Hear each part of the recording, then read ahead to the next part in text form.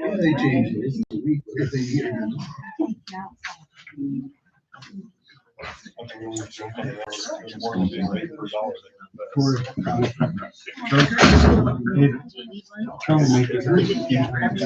Back. I turned down the lease. I'm holding the parking lot. Yeah, okay. Yeah. You can throw that away 2 hours ago. Yeah.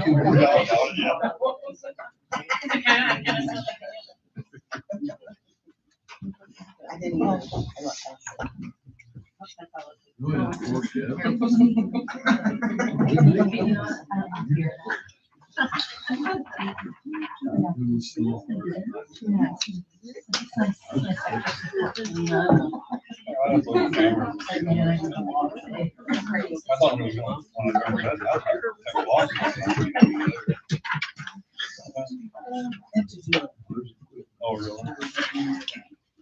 I got told by Tom to slow down on bringing wood. So. Yeah, well, there's a lot of wood.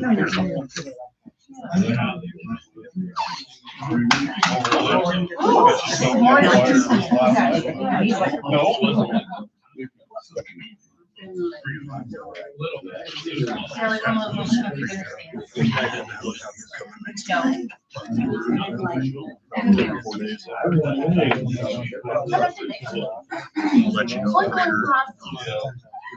The only reason why I know is because I was there at breakfast and they were all like, he was like, I scared him. I've heard it, like mine ass and all we don't have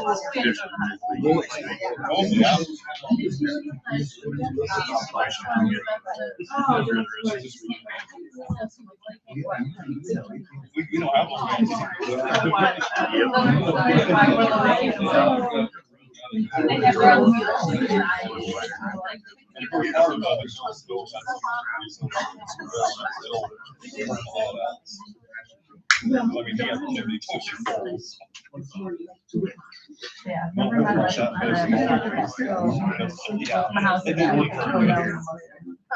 Well, we'll call the meeting to order this morning. Joe, you want to lead us? Allegiance to the flag of the United States of America and to the republic for which it stands, one nation, under God, indivisible, with liberty and justice for all.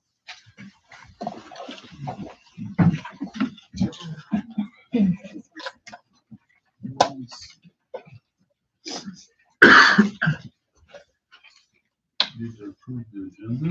any changes. No changes. Move to approve. Motion by Mike, second by Mark. Any other discussion? All those in favor say aye. Aye. Those opposed, the same. Consent agenda. Second. Motion by Mike, second by Mike. Any other discussion? All those in favor say aye. Opposed, the same. Any conflicts of interest amongst the commissioners? Seeing none, we'll start off with the highway department. Morning, Jess. Good morning. Commissioners have 3 right-of-way occupancy permit applications from Golden West. The first one is for a service on Beaver Creek Road. It is my recommendation to approve that. Second by Mike. Second by Craig. Any other discussion? All those in favor say aye. Aye. Opposed, the same. The next one is also from Golden West for service install on Shirt Tail Canyon Road. It is my recommendation that the commission approve contingent on Forest Service approval.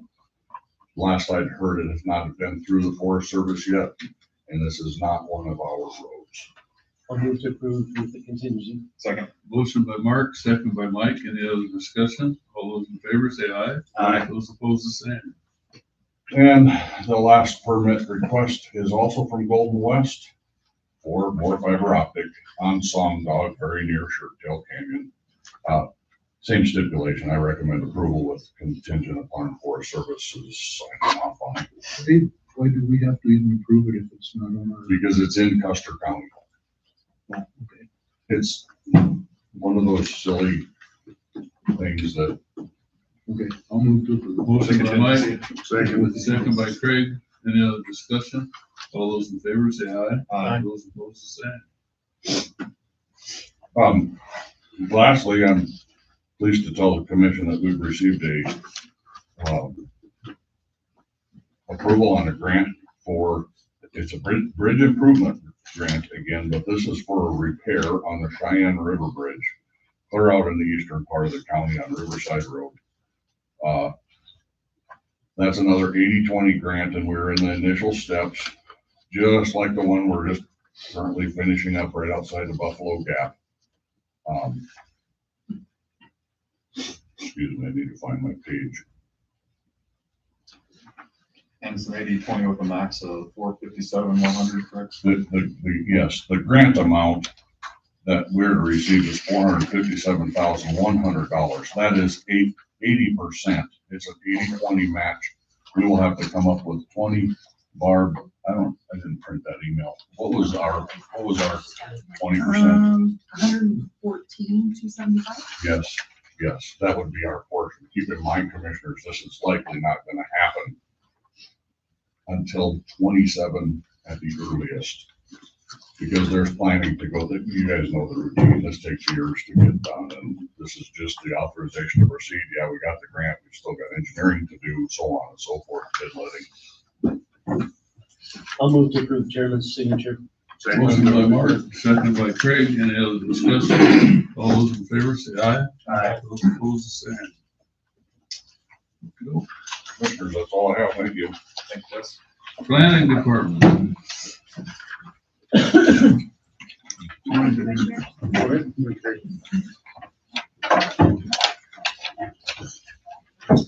The first one I have for you is request of a final plat of Hiawatha Tract Revised and Power Tract Revised.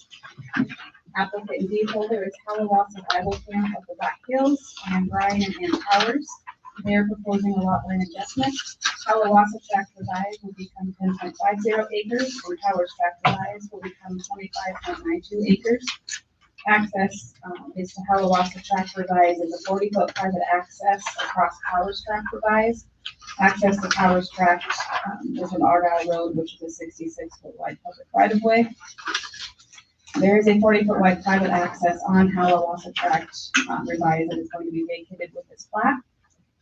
This plat was sent out for comments from the Internal Review Committee in January, was presented and approved on February 3rd by the County Commission. And the County Commission recommends the board grant final approval. Move to approve. Second. Motion by Mark, second by Mike. Any other discussion? All those in favor say aye. Aye. Those opposed, the same. The next one I have for you is a request of a final plat of Johnson Tract of Pine Butte subdivision. Applicant and deed holder is Keith and Glenn Johnson. They're proposing a lot line consolidation. Tract 63 and 64 will become Johnson Tract with 14.14 acres. Access is from Buffalo Butte Drive, which is a 66-foot wide dedicated public right-of-way. The Planning Commission did table this to get the affidavit of possession recorded, and that was added to the plat, so it is on there now. But this was sent out for comments from the Internal Review Committee and was presented and approved on January 6th by the Planning Commission. And the Planning Commission recommends the board grant final approval. Move to approve. Motion by Craig, second by Mike. Any other discussion? All those in favor say aye. Aye. Those opposed, the same. The next one I have for you is a variance request to ordinance number 2, Article 4, Section 17C. Applicant and deed holder is Kay Smith and Larry Hyman. They're requesting a variance from ordinance number 2 setback requirements from a property line. Structure number 1 is an 18 by 24 carport. Carport will be 5 foot from the neighbor's property line. Structure number 2 is a 10 by 16 shed. Shed is currently 8.5 feet from the property line. We do have a signed letter from the adjacent landowner that they are okay with the setbacks. They are replacing a carport that was damaged during the windstorm in December. So they're just asking to replace the carport. So carport will be in the same place. I'll move to approve. Motion by Craig, Second. second by Mark. Any other discussion? All those in favor say aye. Aye. Those opposed, the same. The next one I have for you is a preliminary plat of Drake Tract 1 and Drake Tract 2 of Golden Willow subdivision. Applicant, the deed holder is Mark and Paulette Drake and Ed and Tracy Pulse. This preliminary plat is proposing a lot split. Tract 1 will become 1 acre, Tract 2 will be 1 acre. There are currently 2 homes on this property. The new property line will split the homes. Home number 1 will be 31.4 feet from the property line. Home number 2 will be 15 feet from the property line. The current wastewater is on Tract 2 and currently serves both homes. Access to Tract 1 is from Golden Willow Parkway. Tract 2 is a 40-foot private access across Tract 1. This one's a little bit different coming to the preliminary plat. They are sharing a septic system. The planning commission denied the plat on February 3rd. Recommend having each parcel have its own septic. They would like to come to you guys to see if the commission will approve it. We've gotten a little bit more information. I've talked to the homeowner. The cabin number 1 is a 2-bedroom, and cabin number 2 was built as a 1-bedroom, but they added in a 10 by 10 room that could be used as a bedroom. There is no closet, but there is a window. So somebody could put a bedroom in there, that is a bedroom. So at this time, this septic is not state compliant. It's a 4-bedroom house on a 3-bedroom system.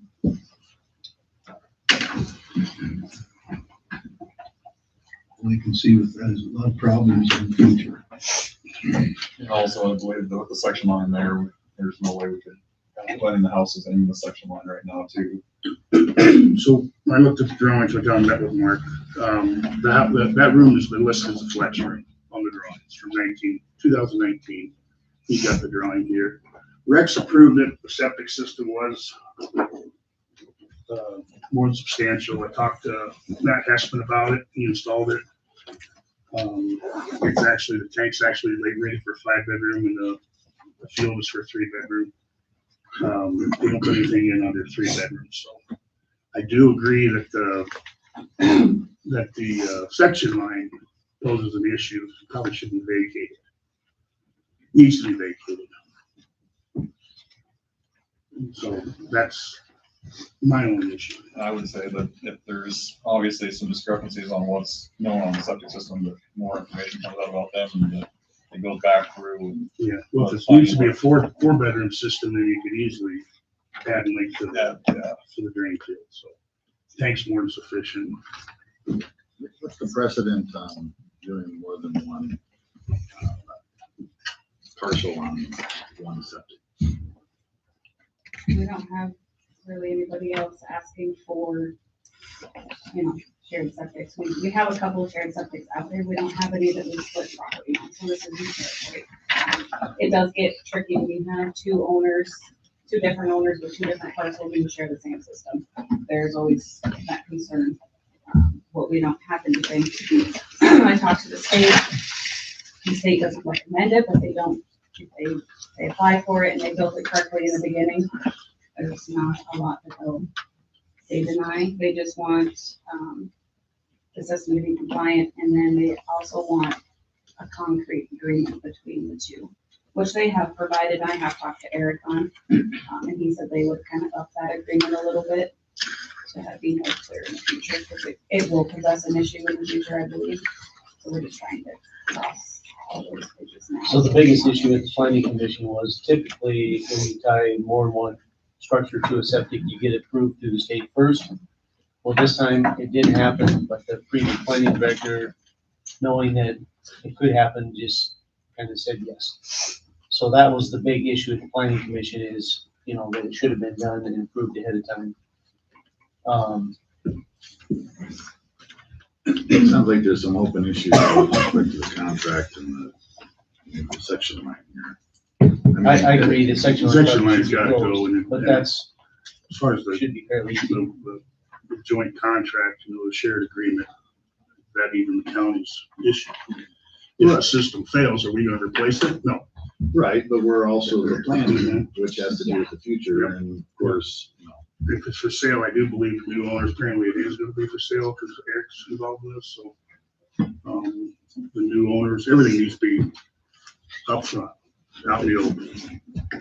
Yeah, I was gonna say, I think it needs to go back through planning and, like I said, the section lines are definitely ones that has to be looked at, and then also make sure everything's good with the septic, so it's all up to. And there is septics on other people's property. They Oh, get, they get an agreement easement, Yeah. you know, if they don't have room, and they just pay the neighbors. So that's, I don't have an issue with that, as long as there's. We just don't have another one with a share, do we? I'm aware of enough that they share. So it's coming. Every other counties are doing it, so we better get with it, Well, it's not in your ordinance now, so. so. Is there a comment back there somewhere? Yeah, I said, well, if it's not in the ordinance now, then I don't know why you would say that comment. It might be coming, but not today. It looks like it is here today. But I'm does looking it at mean it you right have up there to on the agree wall. with it without having it in place? Well, that'd be up to us, wouldn't it? It is. Well, that's why we have a variances, so that unique things can go to the planning and can be looked at on a case by case, you know, so. But I would agree that that section line should be closed, and I think it needs to go back to planning and have everything worked out before coming to us. Another agreement, Yeah. real good agreement. Yeah. So I think those are our concerns. Did you have anything you want to say, Can Mark? I make a couple of comments? Mark Drake is my name, and I'm involved up to my neck in this thing. If these two houses on this system were approved 7 years ago, and we still have the same two houses on the same 2 acres on the same sewer system, why does it need to be approved again? Because the land's changing when they're being split, so. It's just, that's an opportunity for an excuse, but if nothing has changed. And you can see from the plan that I presented there, that's exactly what we showed to Rex 7 years ago. The builder told me, first thing you gotta do, go to planning and get an approved system. I did that. I'm following the rules here, and I wanna play by the rules. and at the time it worked, but what's triggering her now is the plating, because in the ordinance, when you plat, now you got all this, you know, I don't think anybody's arguing that the way you have it right now is a problem. No. It's fine. The only issue we're having is once you split it, then it triggers all this ordinance 2 stuff, and that's what we're trying to work around. And once you split it, you can put another house on each lot too. That would really crowd things, but Well, you never get a building permit for it, because the system won't support it unless the system's upgraded. right. So that's, the system's already at max, so. So there won't be any more building permit issues there till the system's up, Unless they build another system. unless they build another system.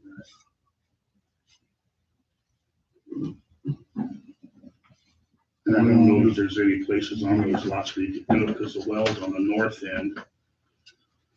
In that drain field, it's 300 feet of 2-foot ditch, so it really takes up all that grassy area to the south.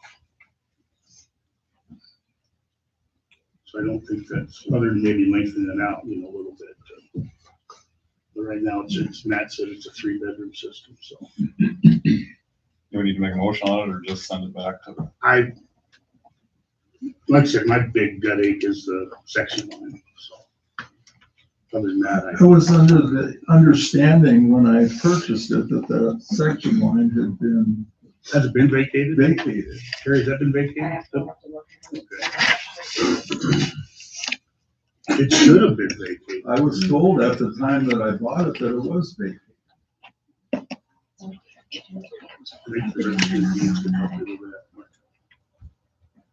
But on there, it doesn't show vacated. Typically, if they find it, when they do the flats, they do the research, they stick it on there. Yeah, I can't imagine it building a house in a little section on that. I think the planning department, with them more or less almost unanimously voting it down, it has to go back to them to work out through the agreements and everything too. So. Yeah, future owners would be my, a concern, but I think the section line's big one in the agreements. His recommendation, send it back to planning and check out the section line. Okay, Sheriff's Department. Thank you.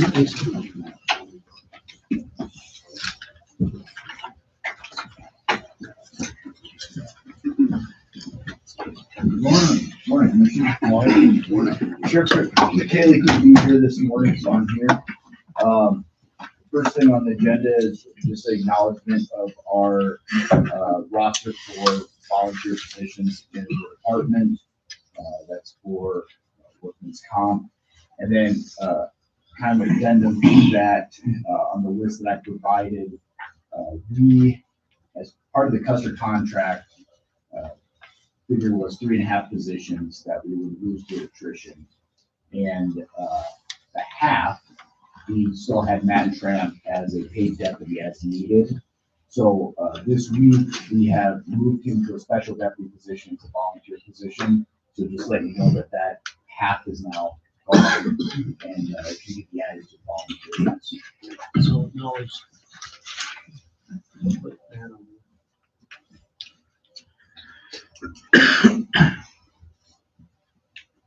Moving on to number 2, if we could table 2 and 3 for later this meeting. I just got an email from the school with the contract. I'd like to go down and print some copies off for you guys, take a look at it. If that's okay. Move the table till the end of the meeting. Second. Motion by Mike, second by Mike. Any discussion? All those in favor say aye. Aye. Those opposed, same. That's items 2 and 3. 2 and 3, yes. Okay. Right.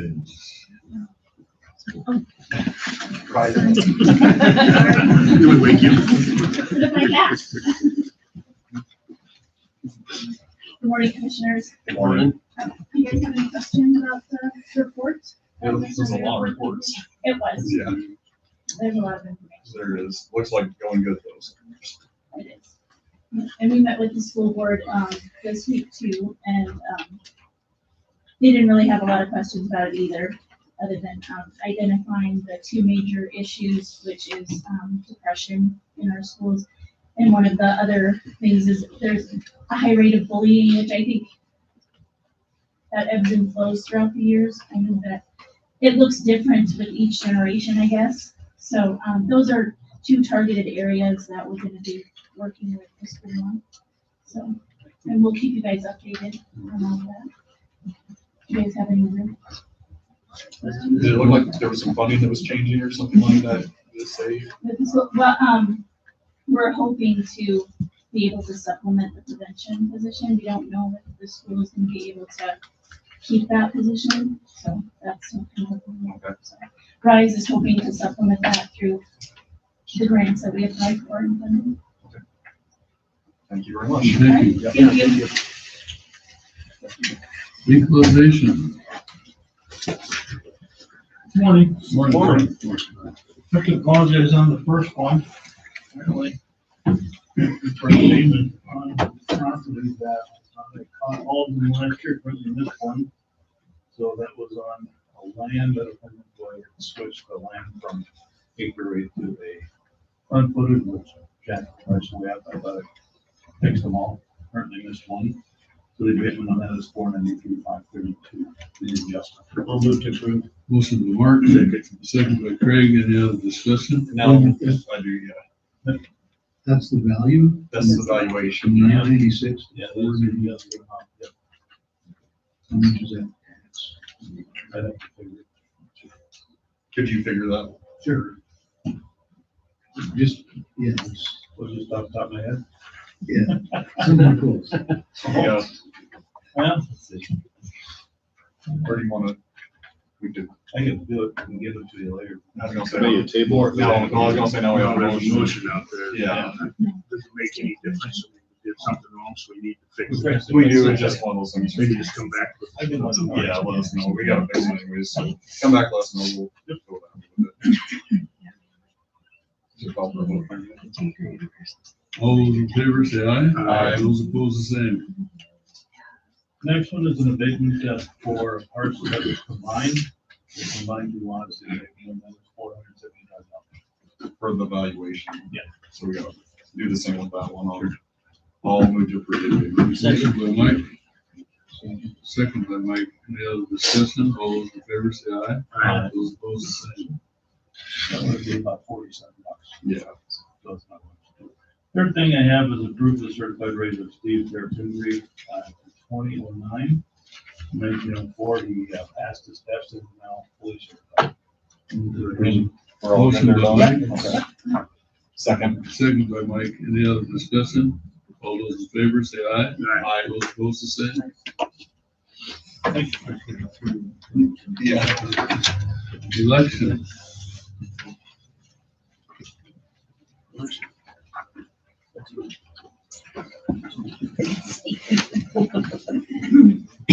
The first one, approved combined election agreement between Custer County and Town of Fairburn and authorized chairman's signature. I'll move to approve chairman's signature. Second. Motion by Mark, second by Mike. Any other discussion? All those in favor say aye. Aye. Those opposed, the same. And the second one, approved combined election agreement between Custer County and Hot Springs School District and authorized chairman's signature. Motion by Mike, Second. second by Mike. Any other discussion? All those in favor say aye. Aye. Okay. Heimlich LLC wastewater system. VIP word. I think that's me, I guess. Hi, guys. Hi. Thank you for your time. You want me to do some brief explaining? Yeah, I'd say, you guys got a chance to pull it up on our canopy. Hi, Alex, I got a wife and 5 kids. We bought some of the old Tilton property on VIP Road. It was portioned out. I have no idea when, but there was a dwelling with 5 acres, I believe in the late 70s put in. The drain field is failing for what we have, and so we're just trying to look for a logical solution of how to handle that. VIP is a private road with public access allowed to go through. I own the property on both sides of the road. If you look into legal ownership, you will see that one is under our personal name, one is under our entity, that is owned both by my wife and I. The reason why that happened was because when we went to actually close a week before it was supposed to be in the entity, they wouldn't allow it to be in the entity because of a housing deal and how the financing would work. We were trying to look at possibly putting it over right across that road, private trail, whatever you want to call it. As we were just looking, we talked to planning and zoning. We looked at going east to a neighbor's. That would have to be a whole nother story. That actually would cross a legal right of way if we were to do that. She is willing to probably do that, but if we were to do that, to the best of our knowledge, we would have to get that closed or abandoned, that section line to the north. Yeah, so it's, right in here. So this is where that, we believe there is actually the public right of way, and we own these 2 pieces of property. And so we were going to try to put some additional drain field into here to get through.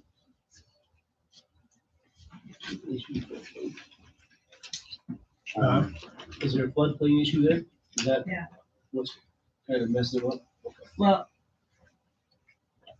his property he does have 5 acres, but behind his house is a hill that goes straight up. They don't have a lot of room on their current parcel now to replace their system.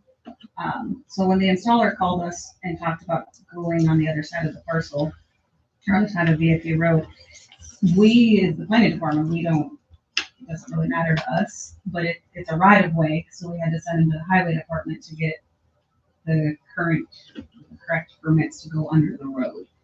I think the hangup is it's a public road with private utility. So as a planning department, we really don't care if he goes under the road to the parcel next door. Talking with the installer, I believe there's a little bit of issue with floodplain, and then the other side, he said there's that section line there, so I think they're trying to work out their options, but he just needs approval. And I would like you guys to tell me, so from here up to here, is that a public road? Yes, sir, it's a public road. It's platted and it's public. So why am I responsible for all the maintenance, care, I pay taxes on it? You pay taxes, but you're not responsible for the maintenance. We don't provide maintenance there, right? So who maintains it? Whoever wants to drive. Yeah, all the landowners, whoever, you're not responsible, but if It's you not a want a county nice, road. you gotta fix I'm it. just asking. Yeah. I mean, there's subdivision roads all over that are not maintained unless people want to maintain. Mr. Heim, if you want to go down a rabbit hole, get a hold of me, and I'll tell you about all the different kinds of roads we have. So I mean, we're just bringing it up, to see what any of you guys are thinking is the most You have some logical. comments, Jess? You guys can blame me for having Mr. Heim come in here. This is the first I've met him. Good to meet you. His contractor, Greg Lorzell, had contacted me shortly after contacting planning. Because of history and the precedent that the commission has set, with regard to in particular, a very similar situation down on 18 Mile Road right by the Loring Pit. That was a sewer line that was to cross a public right of way. The commission shut that down. There was another instance I can think of, but it was not sewer, it was water, and that was on Argyle Road.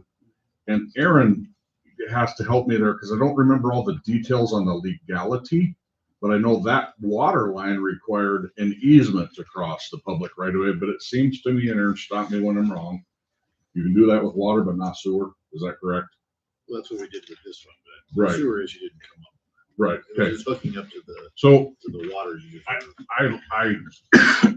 I told Greg, you better talk to the commission about this because it gets pretty sticky.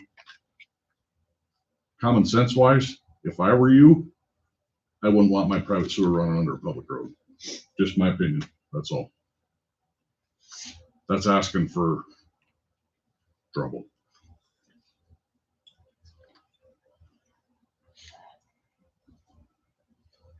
I guess it was something to look into. When was the one that got denied, Jess? I don't remember it. If I was here or That's not. been a while back. Does any of you guys remember that one? And maybe that never made it as far as the commission. I don't, Terry, do you remember when that, you remember that instance, right? I can't remember off the top of my head. I don't remember when it was, Mike, to answer your question. Yeah, no. It's been some time ago, Okay. a couple of years probably. Not to put any more pressure on you, but their system is failing and they do not have sewer. I believe, is that correct?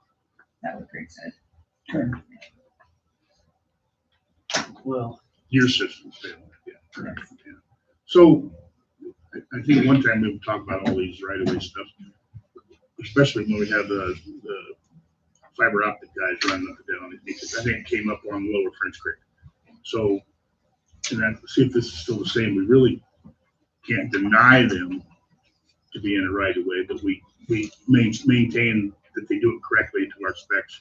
I see what you're saying there, Craig, and I think that that's- was the city sewer system. I think that's. what Yes, we- and that, I think the difference that we're talking about here is a public utility versus a private. And that's what we got into with the water one. When we, Yep.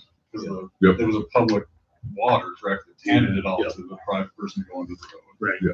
They had to get to the public water, Yeah. which is on the other side. That of the happens road. quite a bit with that southern dual tool. Well. But anyways, And of course, I guess there would have to be an agreement, to me, there'd also have to be agreements between the two parcels, even though he owns both of them, that way if they ever sold, that there was an easement between them. That was the other thing I didn't get to. We all know how many times properties change hands, not that you're, Yeah. That's no issue. I've already talked to my attorney. I'd be after him today. I mean, if that's something that people feel. so would he have to bore it or could he dig it? we prefer boring unless boring is the first choice, unless that is exhausted. There's always an exception. if they can't bore, if they hit a giant rock. I mean, if there's just a deck of rock in there, boring doesn't work. If Greg's an approved contractor and does a satisfactory job, is that actually necessary? That's the big if. I'll guarantee you, even if Greg does a set, which I know Greg will do good work. When that trench goes through a freeze thaw cycle, that will be something to look at. Or the road might have to be Exactly. fixed up at the Well, time. you're definitely gonna see it in the spring. Yeah. But my concern, like Jesse, is the frost is just beat down in those roads and the driveways, stuff like that, so you'd have to figure out You'd have to some way. sleeve it. Sleeve it. Correct, and that is in the plans, absolutely. How much elevation drop do you have? Can you get it deep enough so?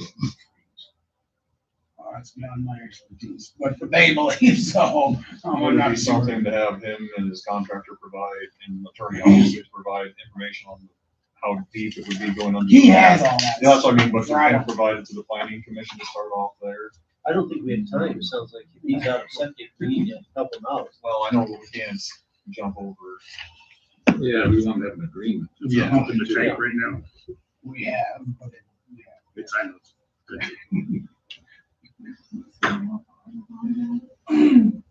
Well, it just seems like if it's not real deep, there's traffic on the frost really goes down on these sewer go through. If it does that, then you got no sewer again. You need somebody to- What was the other option we had? When their oh, neighbor's property or something? yeah. Verbally, I would say Mrs. Bickner would be willing to let us go this way. But from what I am under the impression, this is you guys' legal section line. Now, that seems to be a controversial thing. I don't know. I don't know how you guys do that. Well, if the road already veers out there to the left, I mean, I don't think there's gonna be any need to build a road at the section line, are they? I mean, that seems like that could be your best, It might be the cleanest. cleanest and cheapest. Which I would have to look into section lines and what. You got anything on that, Jess, or? That section line as you go to the north, whoever said it earlier is very correct, Mr. Hines' property. It is uphill from where the bottom point of his, south point of his property is all the way to the north, and to make that a connecting road to something other that the county it's not gonna happen. It would likely be another one of those section lines that is not a viable, real good solution, which we have many of. For a road. Right. Well, that seems like the cleanest, fastest, easiest, is if you can get an easement from the neighbor and just cross the section line.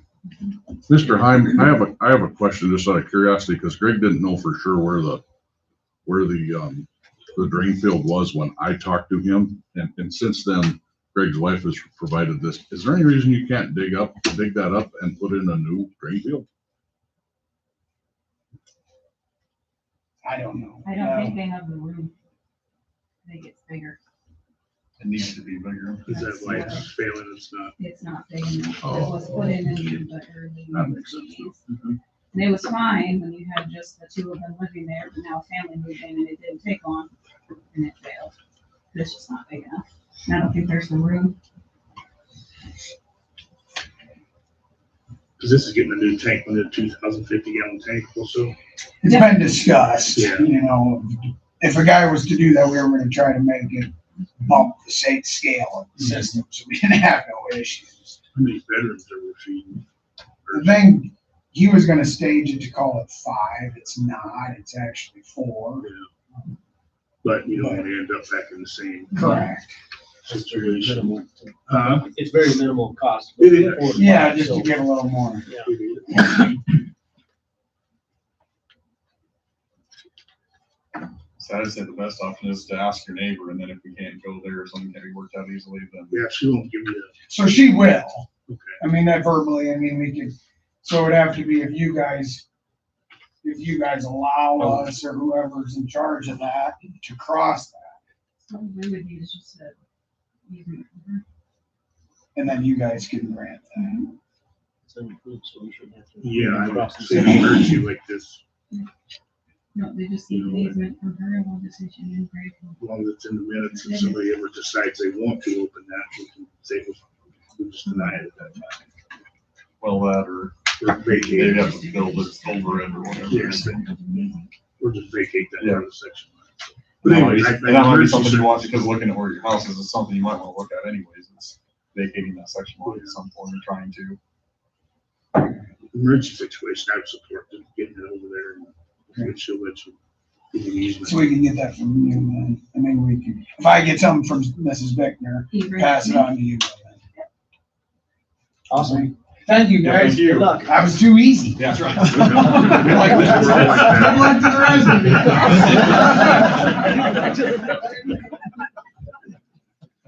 you. Airport.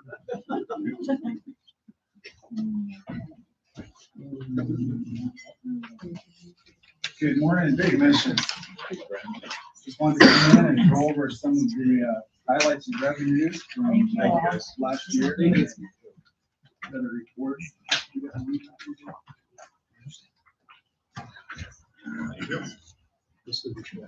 It's gonna be about, I got it down to about 40 minutes. Okay. Yeah, I wanna reiterate. It is. Pillows and blankets for them guys? Okay. Pitter patter, you know. So, just wanted to go over a few things, that happened last year and go over some of the revenues. So we had a good year last year overall. Operations went smoothly. So I just want to walk you through a few of the key highlights. To start out with, our state aeronautics inspection. As you know, every year the state does an inspection of every airport to ensure everything is in compliance with FAA regulations and safety standards. The inspection looks at the pavement, the runway, all the lights, overall appearance of the airport. We got an A+ rating, which reflects the condition of the airport and the maintenance work that goes into keeping it operating safely. Maintaining at that level also is how we earned the recognition of Airport of the Year. We have, that report is on the back of your packs too, by the way. Events. The airport also hosts several events throughout the year. One example is a fly-in breakfast we host for the Black Hills Fly-In. This year I was scheduled to serve breakfast on Friday morning, and we had a good turnout. Then Saturday morning I get a call and says, "Hey Brendan, our Saturday event's been canceled. We got a big group coming up to see you again." So I got up and bought a bunch more donuts, made coffee. So we had 2 days in a row. Another fun event is Oshkosh. Custer's a popular fuel stop, and I get free advertising on several websites by offering Oshkosh special. My special this year was free cookies and ice water. Oshkosh is the largest aviation gathering in the world. It's kind of like the Sturgis Rally of aviation. Wildfire response is another important role the airport plays. The helicopter on contract for the season was only in Custer 15 days out of a 105-day contract. Those resources were needed in other parts of the country, and we had such a wet, green year, we didn't need those resources. They came to Custer and immediately got deployed to New Mexico and then Colorado. But out of those 15 days they were in Custer, they responded to 10 confirmed fires, 20 flight hours, delivered 25 firefighters, and dropped about 8,000 gallons of water. Because those resources were not on site all summer, Jet A sales were down until another company called Excalibur set up base at the airport for about 6 weeks. This company was gathering data for a U.S. Geological Survey using a Cessna Caravan. And on the days they flew, they bought between 400 and 600 gallons of fuel a day. That project is 60% complete, and they're coming back in the spring to finish up that project. Air ambulance and medical transfers. Another critical service that utilizes the airport is medical transport. There were 14 air ambulances transfers during the year. In most cases, these patients need to get in the air quickly to reach a higher level of medical care that can make a life-saving difference. It's one of the most important public services that an airport like ours can offer. NOTAMs, during the year, we issued about 90 NOTAMs. NOTAMs keep the pilot aware of hazards, runway conditions, and services that may be temporarily unavailable. For example, the runway is closed right now because of ice and snow. But we'll have it open up before noon and actually have a jet scheduled to come in today. So an example, that's actually called a FICON NOTAM, which describes surface conditions, contaminants such as snow and ice. Providing accurate and timely NOTAM information is a key part of maintaining safe operations. NOTAM stands for Notice to Air Mission, by the way. Formerly Notice to Airmen. To stay current with procedures, we have a monthly NOTAM manager teleconference. This meeting is conducted by the FAA and available for airport managers around the country. It allows us to stay current on changes, how NOTAMs are issued, and ensures that pilots receive accurate information. Air National Guard also utilizes Custer County Airport for training missions. These operations bring additional aviation activity to the airport. Most of the time it's in the evening, but they can happen about any time throughout the day. You probably noticed when a Black Hawk flies over your house. Visiting aircraft, air traffic fluctuates from year to year, depending on factors such as the economy, tourism, and wildfire activity. 2025 was slightly lower, but close to average to the previous year in general aviation activity. Based aircraft, we currently have 17 based aircraft at the airport, not including the Forest Service helicopter.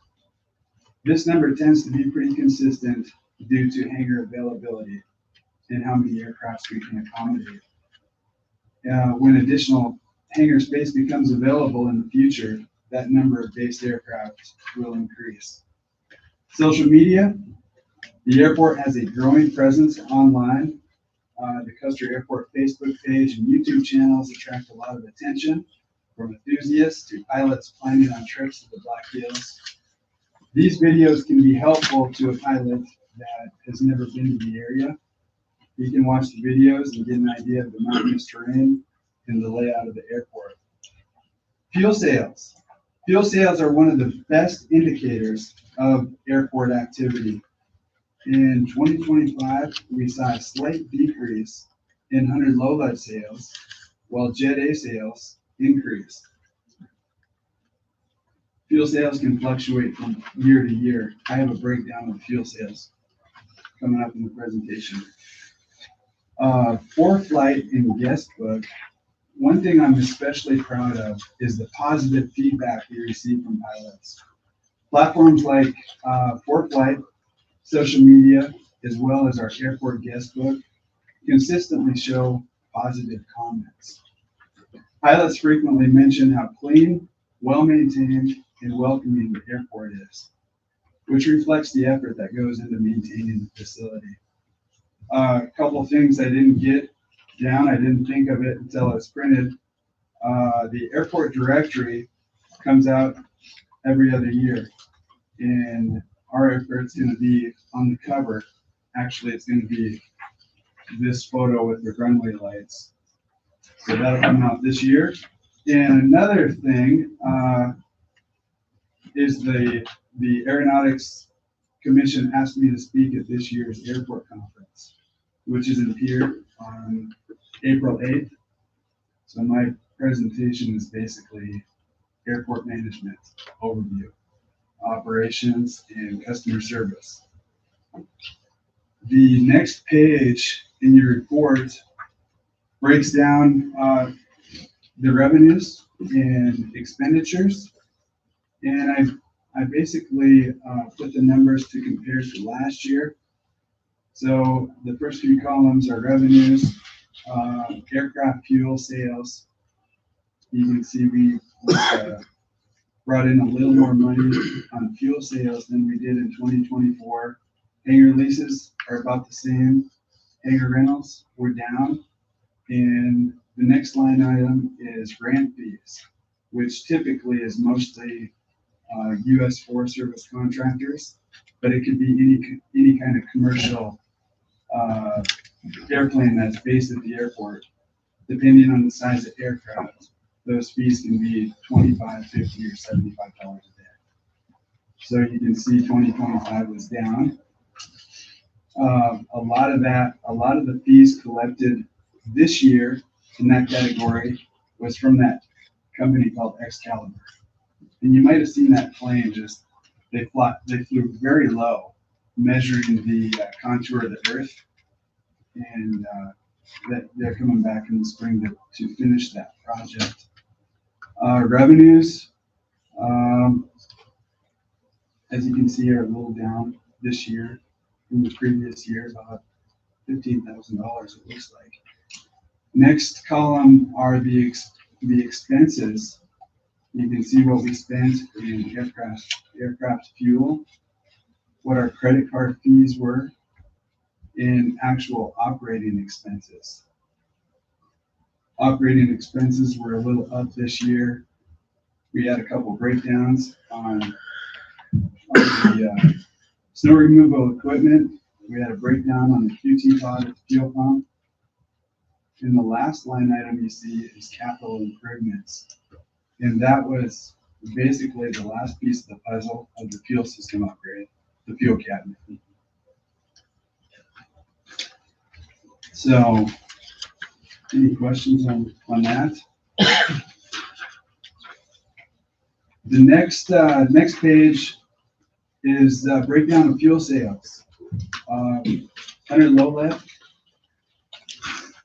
we sold a little over 9,000 gallons of under low lead and a little over 13,000 gallons of Jet A. Total revenue or total brought in is $116,000 in fuel sales. Then the next page kind of gives you an idea of how fuel sales trend up or down. So I have the totals from 2022, 2023, and 2024. Just kind of interesting to see how things trend either up or down. I think that's pretty much it. Overall, we had another productive year supporting aviation travel, emergency service, and the local community. I would like to thank you, commissioners, for your continued support, and we look forward to another successful year at the airport. Good job. Yeah, you're doing great. Thank you. Anybody want this in the audience? I got a couple extra copies too. Okay. Oh, sure. I was gonna give it away. Yeah. Thank you. Brennan? Yes. Oh, there is. So basically, I need 2 hard copies of this document. And it's basically for the state share of the environmental, which is already under process. We've already been approved for 95% of the federal share. Typically, the federal share is 90%. For this particular project, for this year, it is 95%. And then it's 2.5% share for the state and local 2.5% share. I'll move to approve the chairman signing 2 copies. Motion by Mark, second by Craig. Any other discussion? It's looking very promising. Our land purchase is going to be used as our in-kind. So it's not a definite, but it's looking promising, very, very promising. So our share is hopefully pretty close, yeah. Yep. Anyway. All those in favor say aye. Aye. Those opposed, the same. Thank you. Thanks, Brandon. Raffle request.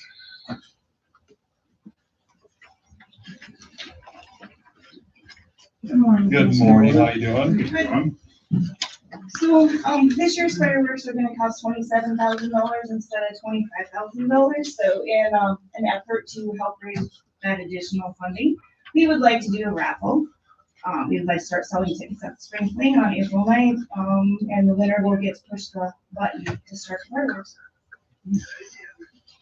Second. Motion by Craig, second by Mike, any other discussion? All those in favor say aye. Aye. Those opposed, the same. Yep, thank you.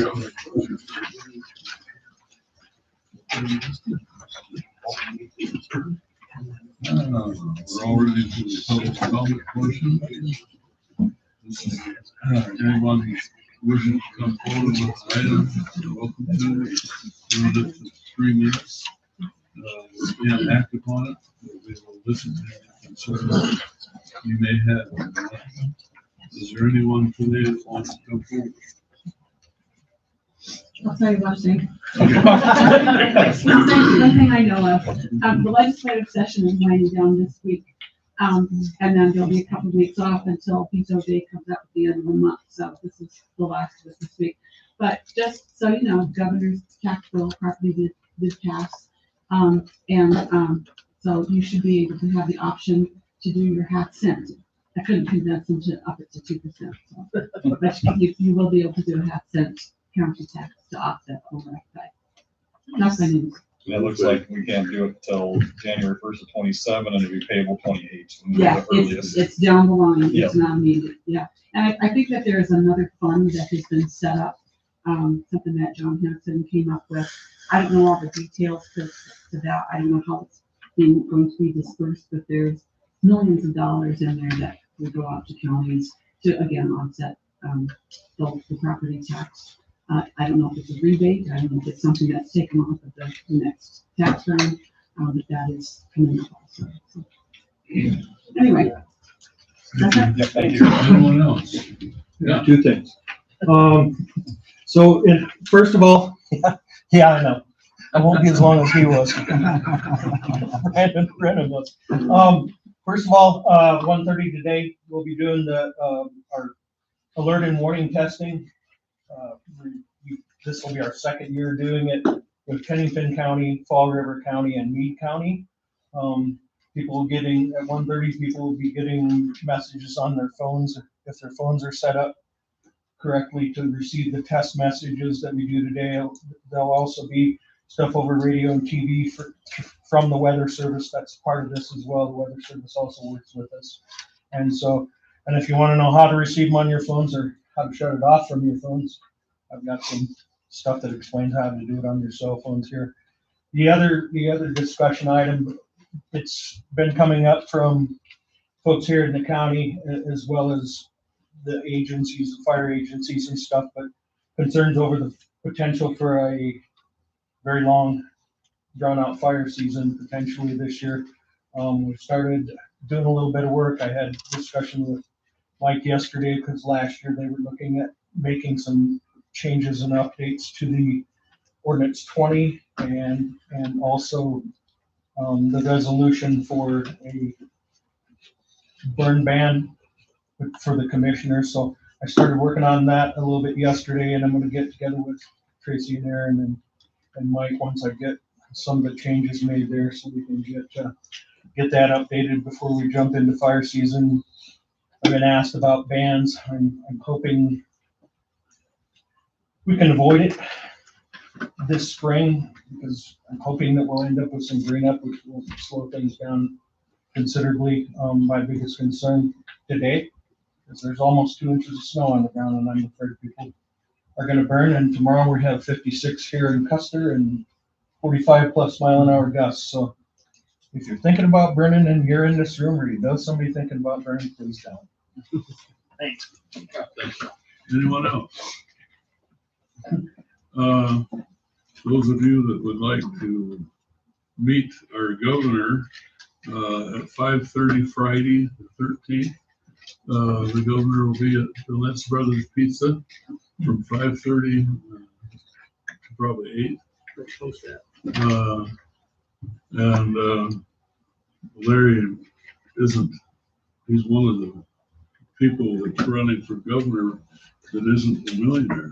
And he does need funding. And he happens to be a very close friend of mine, and we're doing what we can to help him. So if you'd like to meet him and visit with him, come down 5:30 on Friday. We aren't gonna buy pizza for you. What? Because we're on I a. thought he was a close friend of yours. Yeah. He's also not in the country. So he's competing against a lot of dollars. So anyway, let's go ahead and take a 5-minute break.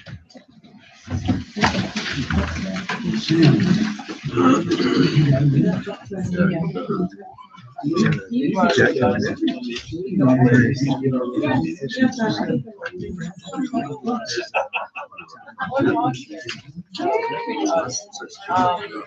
you post that anywhere? You know what?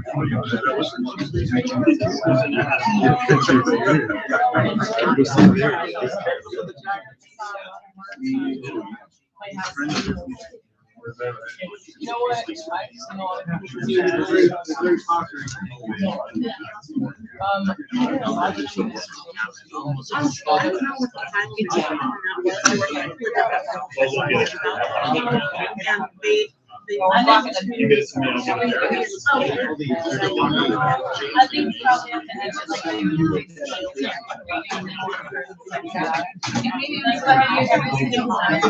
No, I have to stop it. That's part one and part two.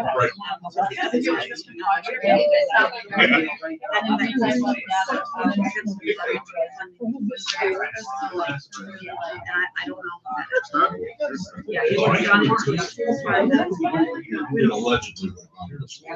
Allegedly. We've heard this. We've heard that before.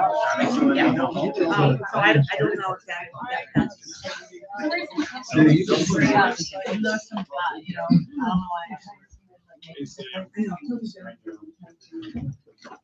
Still got it.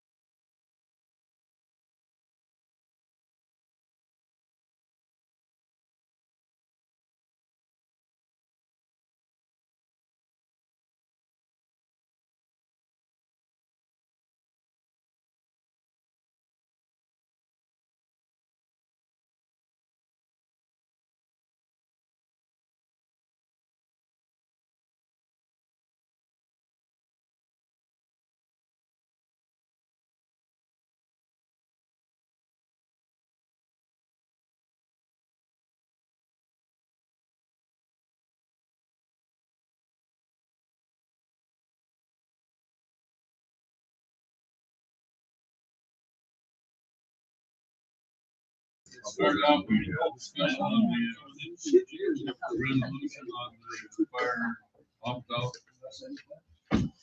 Yes, and as you see, we'll, that was kind of as a running item on the agenda under key mission as well. So maybe we'll just kind of forward to this one.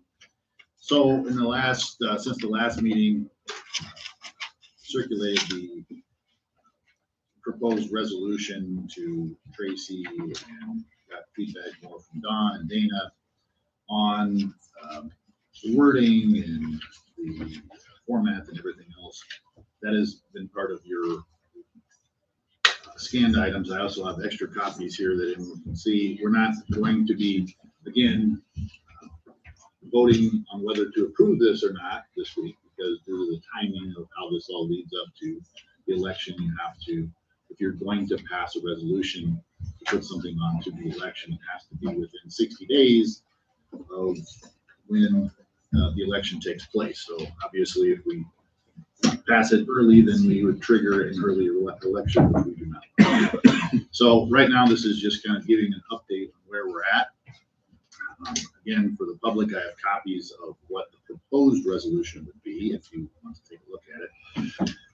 I will read it aloud so that everyone can hear it. It's not very long, but it's pretty much based off of a Department of Revenue form that they have, that they issue out as guidance for how to do an opt-out of this nature. So basically just followed that. So here goes. Attention taxpayers, notice of property tax increase of $320,000 per year for 4 years. Resolution number 2026 to be determined. Resolution for opt-out and vote to be held for fire protection. The Custer County Board of Commissioners, hereinafter board, as the governing board of Custer County, hereby states that the board, acting by, through, and with the guidance of the Custer County Fire Advisory Board, is unable to operate under the tax limitation measure currently in statute. We therefore opt out of such tax limitation in the amount of $320,000 per year for 4 consecutive years, starting with calendar year 2027 starting in 2026, taxes payable in 2027. This opt-out would be for 4 years, which would be through taxes payable in the calendar years 2027, 2028, 2029, and 2030. This action has been taken by the board and approved by at least 2/3 vote of the board. Also, be it resolved that the Custer County Board of Commissioners will conduct an election to approve or disapprove the tax levy opt-out pursuant to SDCL 10-13-36. The election will be held on June 2nd, 2026. Adopted this blank day of blank 2026, signed by whichever commissioners would do that. So I will note, I did read that it was 2027 that we would start, but it would actually be 2026 after discussing that with Dawn. So when we ultimately have it, that is what the resolution will look like, most likely, and will be voted on. We're going to send out this week to the municipalities that would be under this, the area of this resolution, and they can determine then if they want to petition to be part of that tax opt-out. I had found that they need to be included in as well, and this is conducted with, ask Tracy as well, and see if that is the case. So that'll go out this week. If anyone has any questions about that, other discussion. Normally, when we check the paper, get the proper size format for everything when it goes out. Yes. There's a form for that. There's a form. Yeah. I've seen a few. Good. Yes, it is very specific. It is, yeah. We we just did one for, Owl Battle Creek.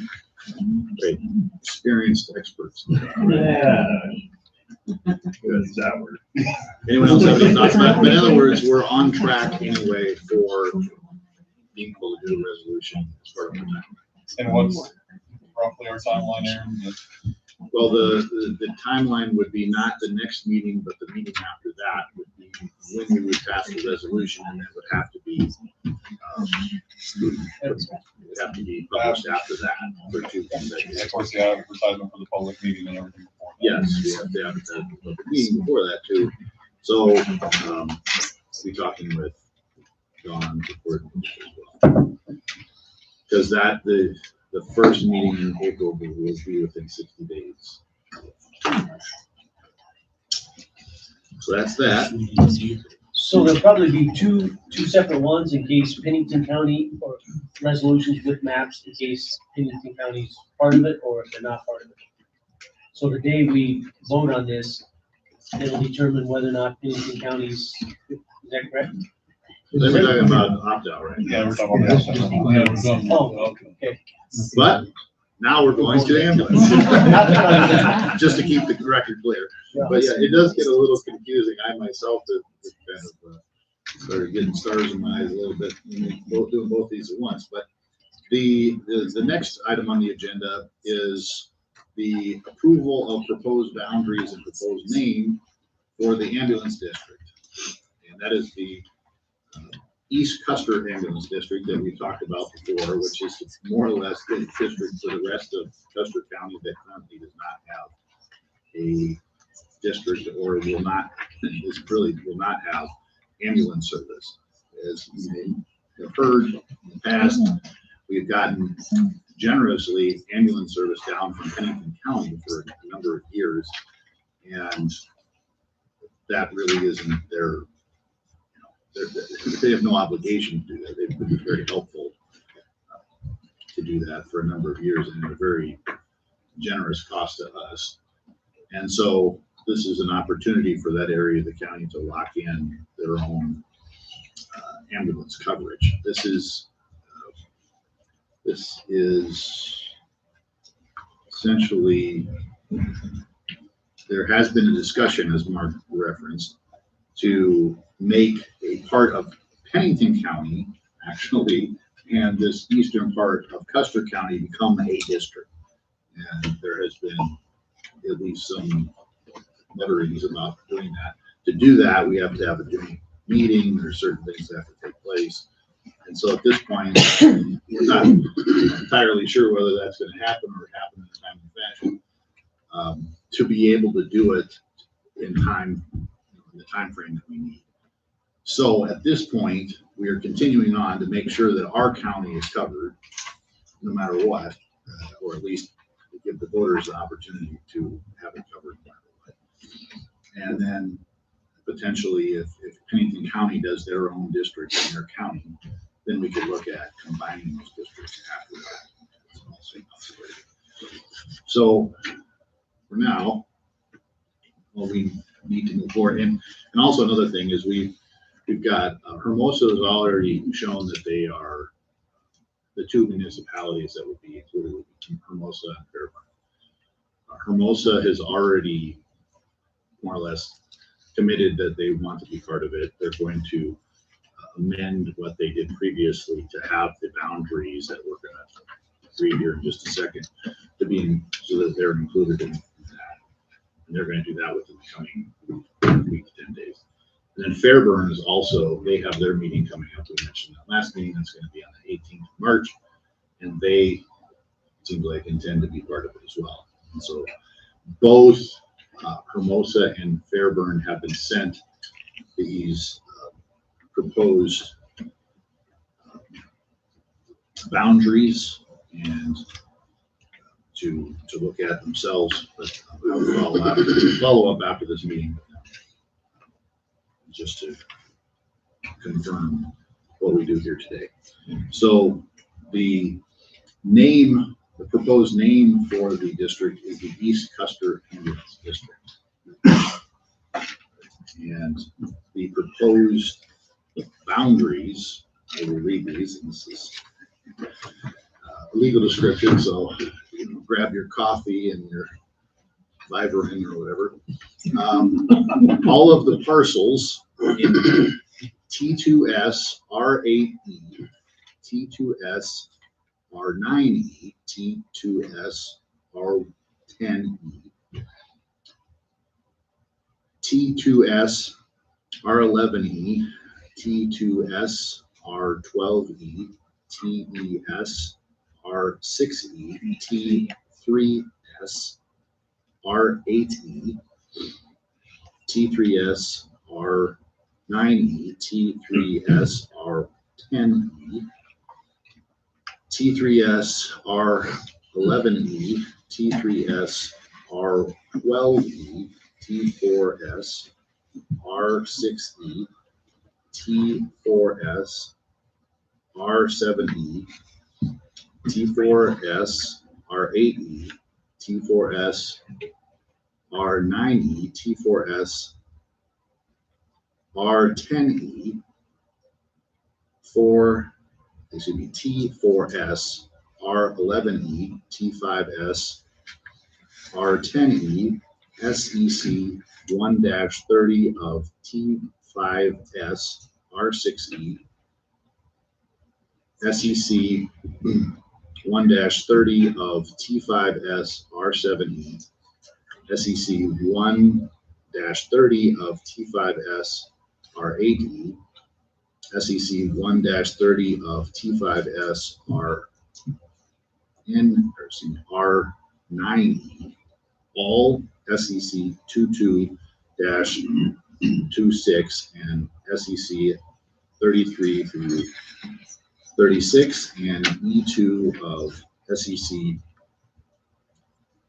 32 and SEC 27, less parcels 003912 and 003913 of T2S R7E, all of T3S R7E, less SEC 6 and Keystone Ambulance District parcels 00808, 003932, 003933, 014479, 015353, and 015354 of SEC 5, all containing 601.7 square miles, more or less, approximately 385,112 acres, including all of the towns of Hermosa and Fairburn, all located in the county of Custer,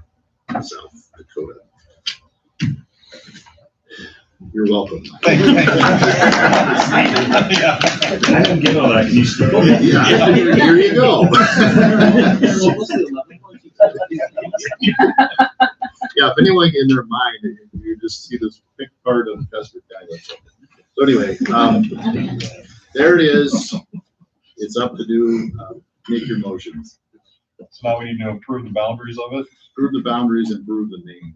Okay. So I could just do separate motions. The name is East Custer Ambulance District. I'll move to approve the names and we start them first. Motion by Mike, second by Craig. Any other discussion? All those in favor say aye. Aye. Those opposed, say. I'll move to approve the boundary. Second. Motion by Mark, second by Mike. Any other discussion? Can we get a map of that sometime? Yes. Okay, Yeah. that would be great. All those in favor say aye. Aye. Those opposed, the same. And thank you to everyone involved with that. Tracy, Terry Morgan, Dana, all helped out a lot. Putting the boundaries together. So, and the resolution. And Dana, of course, too, right? Yeah. And shortly after. So again, we're on track for that.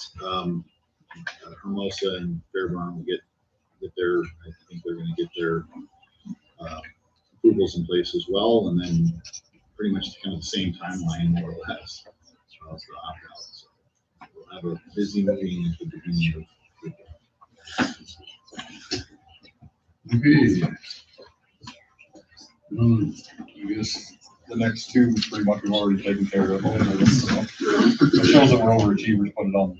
they have, been keeping in touch with Benton County. They're gonna schedule a meeting, but they haven't said when. To help draw up a portion of Benton County that would be also. So I don't think there's any problem with it. It's just, we have to get it done. Mail call. There is none. There is none. Meeting schedule. Just the Black Hills. So this Friday, is the Black Hills Association meeting in Meade County, but the location has been changed to Sturgis Vet Club, 868 Main Street in Sturgis, because there's a lot of people in, so they get bigger plates. So I can text you that address, Mikey and Jim. So it'll be in Sturgis instead of Ophoosh, huh? I don't have to go. Well, that's good. Craig, I'll text you as well. I have a question. I don't have to go. Oh, yeah, you should. We better post it then in case. Oh, yeah, definitely. Anybody else want? Yeah. So post her and we'll see how it goes. Okay. What time is that? No.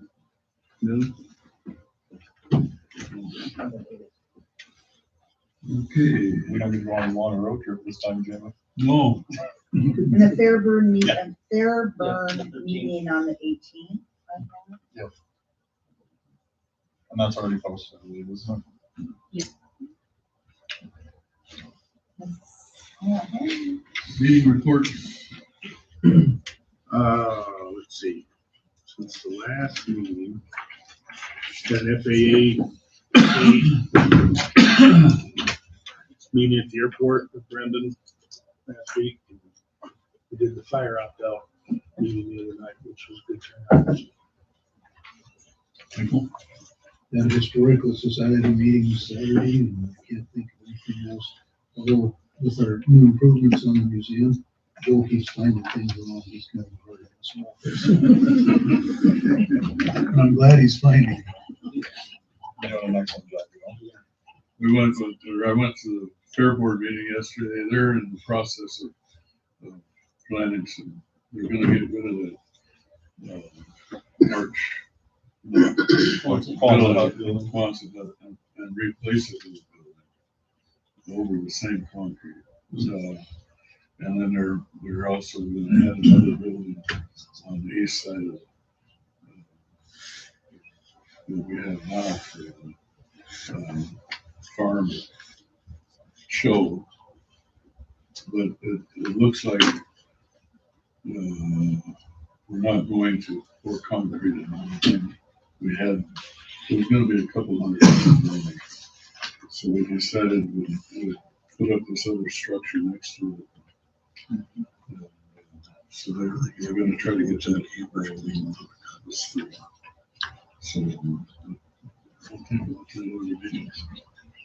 I got Custer City Council, planning meeting, Republican meeting, and the fire opt-out meeting. How we sitting on our sheriff's department? I haven't heard anything from the dates. I haven't heard anything back yet from the city. So I have a couple people here that seem interested, but I haven't heard back from the city yet, so I'll get with them this week. So I think the whole county should be interested because it has put the whole county in a situation where we have inadequate law enforcement. And I blame it on the city of Custer. You don't expect a service and not pay for it. And that's what they're doing. I don't think anybody ran for the position of consul stating that they were going to defund law enforcement. That's not a winning ticket. So why we're putting up with it, I don't have any idea. So anyway, that's my little soapbox. I agree with you on that one, Jim, but one thing we did figure out there, brought to our attention, is that without this city contract, we kind of been neglecting some areas of the county out and about, right there. That's true. So it's kind of an eye opener for us. which Well, is- like I said, it affects the whole It, county. it does, it affects everybody. It's The not whole good for county should be anybody. concerned about what's happening. And at least I think, in my opinion, the city needs to either say they're having, what they're planning to do, whether have law enforcement of their own or work with us, or if they're gonna stay with, law enforcement office. Hopefully they'll be able to get together. I mean, when the last meeting we had here, I announced that, we talked about it, Peg said the city council probably wouldn't be ready to meet until the end of the month, so. We're there. Seems a little more important than pushing Yeah, off, seems but- like they're really Yeah, I know. concerned about it, so that's good. We might get busy too, you never know. You never know. Hmm. Okay. Mark, got anything? I just had planning and housing. Is this something we need to talk about in executive, Derek, or is this something we need on table now? Nope, we're gonna table.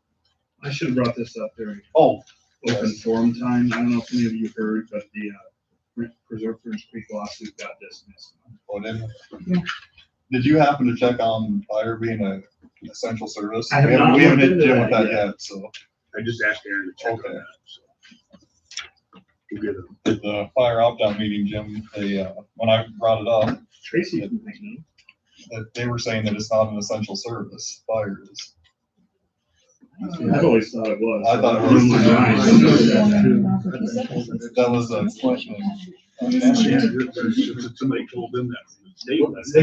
They said that Jerome did a presentation on it. I'm assuming they meant Jerome Harvey. Yeah. It's very important. We'll figure that out. We've already. Might not be. So it was just a question of, it's something that none of us never heard. Everybody's eyes go. Yeah. So, no, then. You want to take it?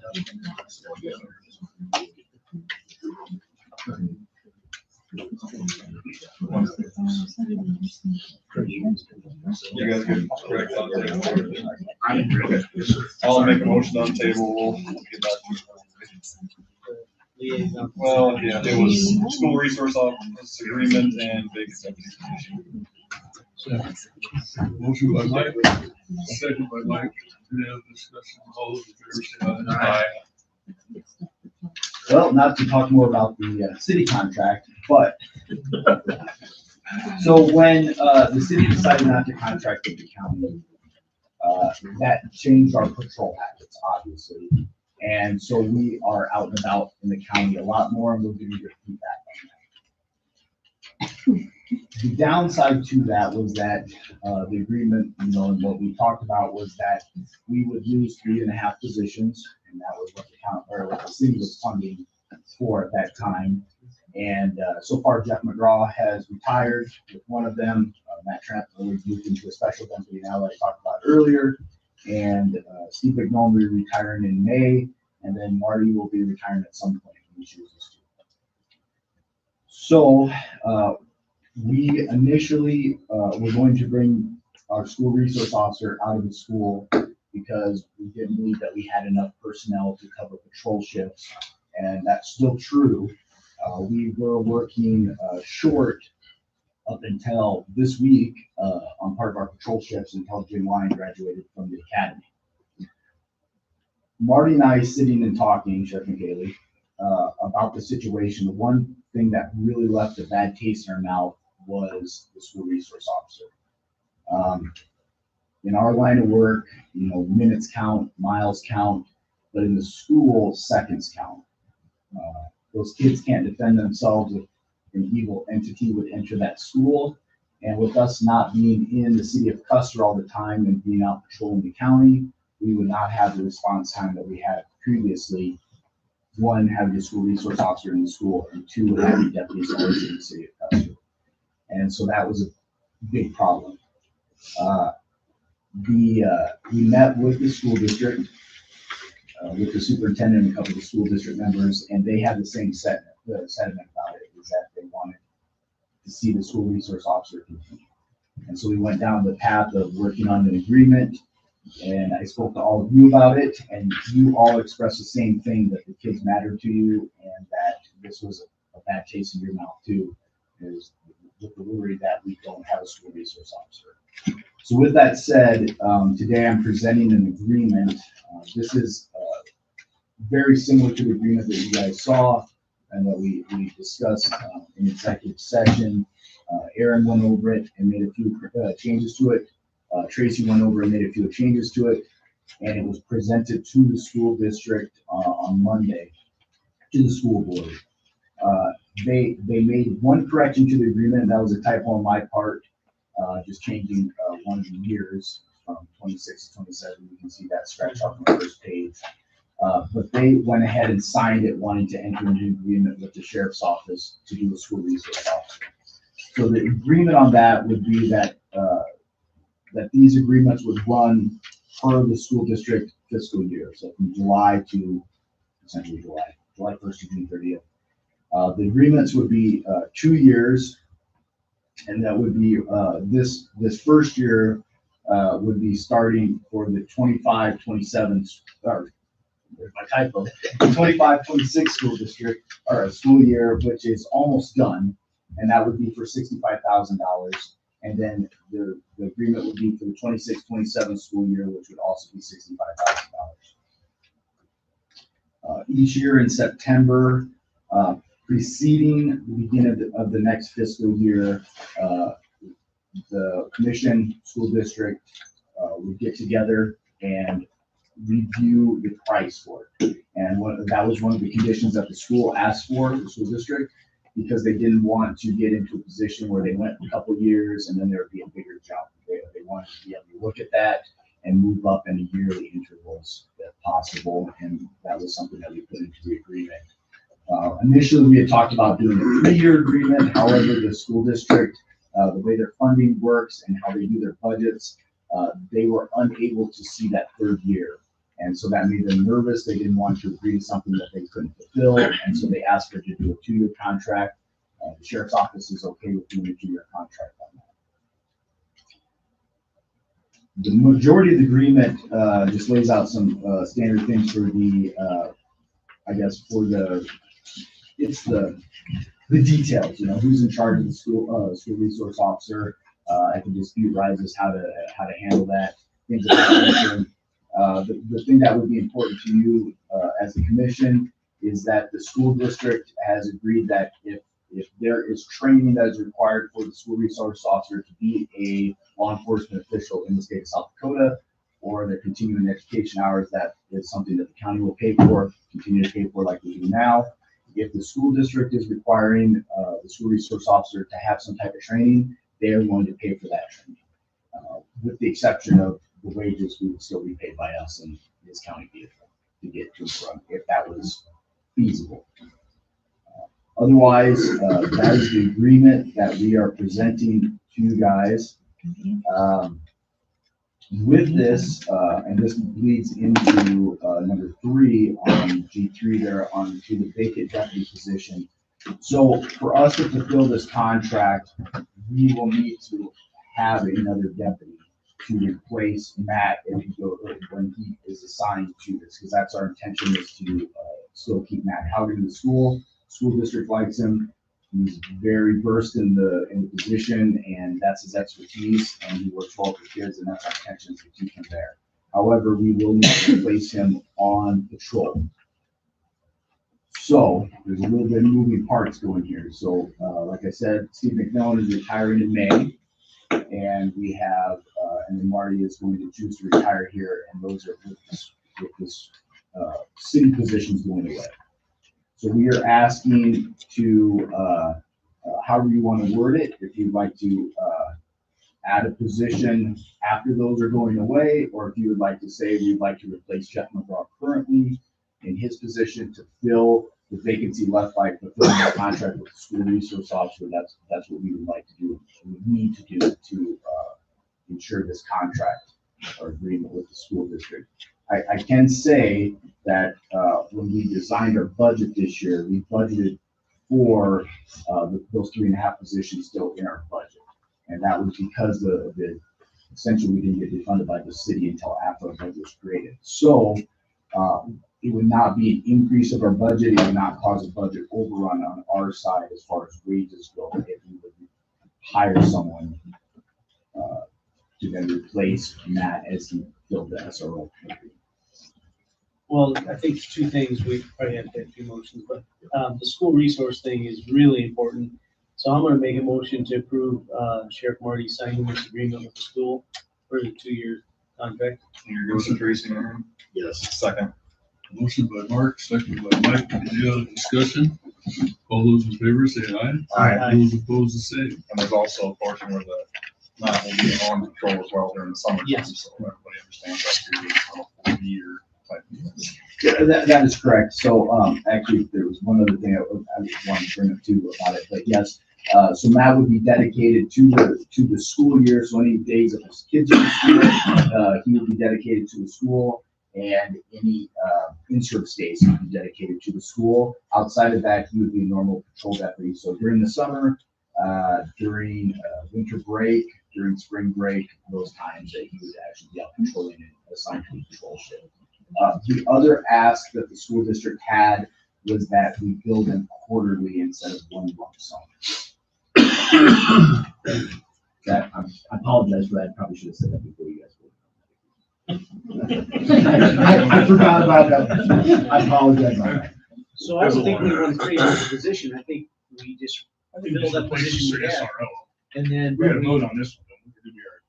Well, which one now? We just vote on the contract? We vote on the contract, yes. So I think we just need to be under this understanding, if without the city contract, there is a couple positions, we're gonna have to go, obviously, away.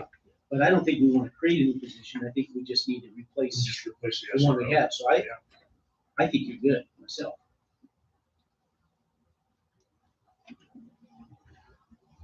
We don't have anyone to hire right now, right? Yeah. Well, he's asking if he can Right. go ahead and advertise to replace a position that's already approved. But I know, that we're gonna be down we're gonna have to drop it down. Yep, absolutely, and we're under that understanding, it's just that. But we've got funding for this position, so. It is. The other 3.5 aren't funded. Well, they're budgeted, but we lost funding. So. Yes. So. And like I said, we've been technically found out from dealing with the city too, and not only them backing out, but that we've been lowering the coverage of the county in general as well. I continue, along with everyone else and Marty, to get excellent feedback from the citizens that live out in the county, that say they're happy to see us. And we've been going out in different areas, finding things at night that we probably should have been catching, and it has. It's made us reevaluate our look on how we were doing patrol report. The city of Custer was getting a heck of a deal, because the way we were doing it, we were in town most of the time. If we weren't here, it was because we had to go out to do something else, or our shifting, our scheduling allowed us to have enough people on the shift that somebody could float out in the county, but everybody else was staying here in town. And frankly, it was a disservice to the county citizens. Or the citizens that were living in the county, and they get better ways to live. Without law enforcement, municipal law enforcement in the city of Custer, it's kind of tough on the school. There's that's another scary issue there, so. Yep, it was a twofold problem. Yeah. Yep, absolutely. So we need another motion. I don't think we're not adding a motion, he's just asking for permission to go ahead and advertise and replace the one position. We haven't officially taken it away, so we don't need to add it. But we know that things are gonna get tight, so we gotta pay attention, create more positions, but. Yeah, and we're Filling now. Yeah, we're not, we don't have any plans of asking to fill any of the other positions that we're going away. And honestly, the only reason we're asking to fill this one is because of this agreement. I'd be in favor of filling it. Yeah, definitely. None of us want the SRO go away. I think we were all surprised when we heard that. Yeah, it caught me off guard. I didn't know that That was an option. Okey-doke. Thank Thank you, Derek. Thanks. Is there anything else that we need to cover? Everybody?